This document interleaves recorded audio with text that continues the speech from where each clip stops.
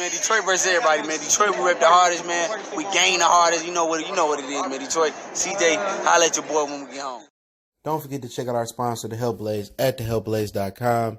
100% all natural products from lotions, soaps, foot soaks, bath bombs, and much, much more. Use the promo code Goodfella1Boxing. Tell them your boy CJ Goodfella sent you. Get 18% off. We out.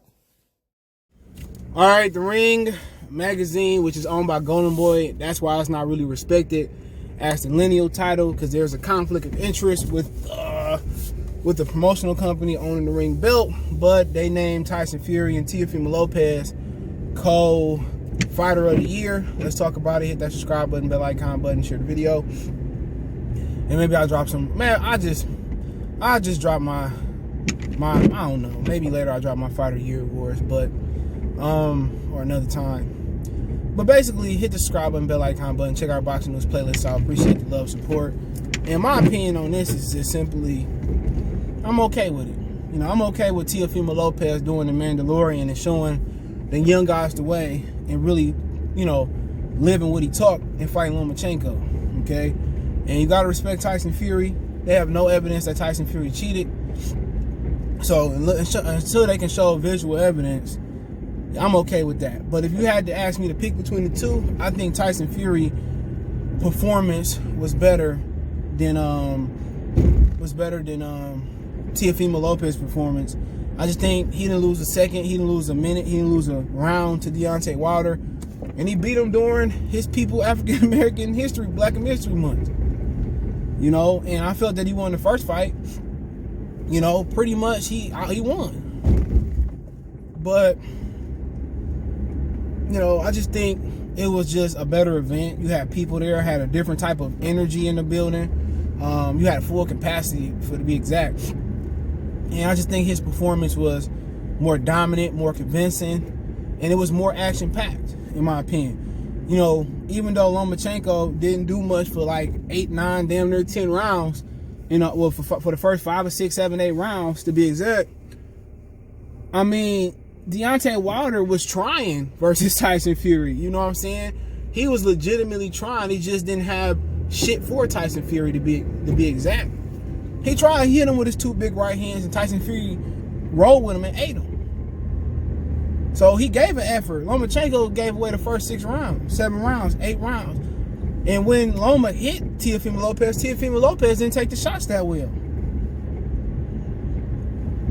You know, and also you got to keep, you know, personal feelings out of it. I would love to see Deontay Wilder knock out Tyson Fury at the time. And I love to see Teofimo beat Lomachenko. That brought balance back to boxing a little bit. Because they was hyping up Teofimo Lomachenko too much, in my opinion. But honestly, Tyson Fury had the better legitimate win. I think they both was legitimate wins. I think he had the better win, in my opinion. And he put the smackdown on Deontay's Rudy Poo. And you just can't knock it. You can't. So I don't have an issue, you know, with it. But when the Lomachenko fight, it was just more, the Teofimo fight, to me, it was just more of Lomachenko losing more than Teofimo Lopez won it. You know? And that's just my opinion. You know, other than that, I mean, I just passed the vet. I should have stopped in there. But I'm not mad at Ring. It seemed like they got it right. I think Jermell Charlo had the best, you know, he had the most, you know, difficult fight because Rosario gave him a run for his money. Out of the 3 fights, Rosario was more of a game opponent. He was more of a game opponent than Lomachenko, than Deontay Wilder. And actually in the unification bout, in a world championship bout, it was unification bout, like Jermell earned it. Look at the other 2 fights. It was like Teofimo Lopez was given the fight by Lomachenko. It's like Deontay Wilder didn't do nothing. So we just talking about the best fight. Rosario and Jermell, out of the 3, had the best and more competitive fight. That's what unification bout should be. You have to earn it. And Rosario was giving him everything he wanted and more, plus some. That's what it looked like to win a unification bout. That's what it looked like to win a world championship. That's what it looked like. That's what it looked like. You know, Tyson Fury one side of the ass whooping, and Lomachenko giving the fight to Teofimo Lopez, not making the young bull earn the fight because he was scared to get hit, or his game plan was trash. It just seemed like Jermell Charlo had the more meaningful, had the more competitive fight. Now, had he went in there versus an undefeated Lara who had 2 belts, then maybe people would have looked at it, a lot differently. Maybe people would have been like, okay, yeah, you got to give it to Jermell. But to me, he had the most daunting world title fight. It wasn't even close. Tyson Fury easily, Teofimo Lopez was given the fight. Easily. So if you want to be real, Jermell Charlo, his test wasn't as steep as Lomachenko and Wilder, or maybe just Lomachenko and Wilder was just overrated. Anybody think about that? Maybe Wilder and Lomachenko was just plain and simply overrated. And that's just I'm just being honest. My future voice. Maybe they was overrated. Rosario was more of a game opponent than Lomachenko and Deontay Wilder put together. He hurt Jermell Charlo multiple times. He had Jermell Charlo complaining, my head, my ass, he hit me in the nuts. Maybe people be like, well, the way he went out of a body shot, he went out weak. But at least he went out and he went to sleep before that round in the corner. They should have stopped the fight. But then again, he went out like a soldier.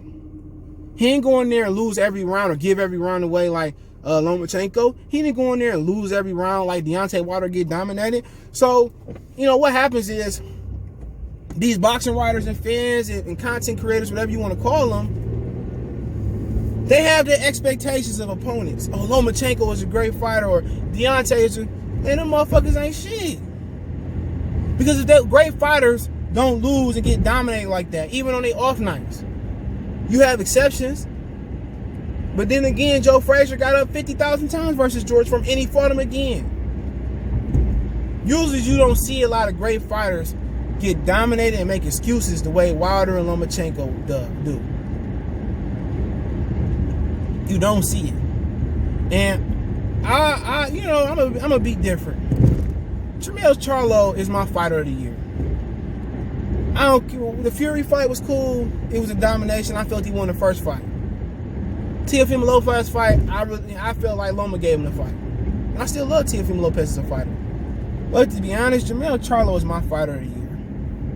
You know what I'm saying? His opponent was more, he wasn't as credible by the media. But it don't matter. The media hype these dudes up all the time. And the real fighters that's killers don't get the hype. You know what I'm saying? They don't get the hype. And his opponent was more game. And he had 3 belts on the line. I understand Teo had undisputed on the line. But to me, he didn't win that fight. It was more about, he won the fight, but he didn't really take that fight. It was more about Lomachenko giving him the fight. And people could say, oh, you hating all. I don't give a fuck. You can call me a hater. It's my opinion. And I'm not trying to change nobody else's opinion. I'm not into that. Can I have my opinion and I don't need y'all validation? In my opinion, Jermell Charlo is the fighter of the year. Because he went through something in his fight. Tyson Fury didn't go through no type of trials or tribulation. And it was a 1-belt fight. Teofimo Lopez, appreciate him being a youngin' that stepped up, unlike Stanky Tank Davis. Unlike a lot of these dudes that put fear in Lomachenko, like Lomachenko is a great fighter. Gervonta Tank Davis could have been the one to get in there and do what Lopez did. But he didn't do it. So I'm gonna give you a list. There's 3 guys. To me, Jermell is the #1 fighter of the year. Tyson could be #2, and then Teofimo Lopez #3. You know what I'm saying? But then again, you gotta understand, Golden Boy has a bias against Negro fighters. They have a bias against Negro fighters. Remember, they used to have Jermell Charlo on a publication, on a promotional company. And he wrote himself. He wrote a letter for them to read. What happened was, he was promised Canelo Alvarez next, and they gave him to James Kirkland. You know, and it's a rumor that goes around that says that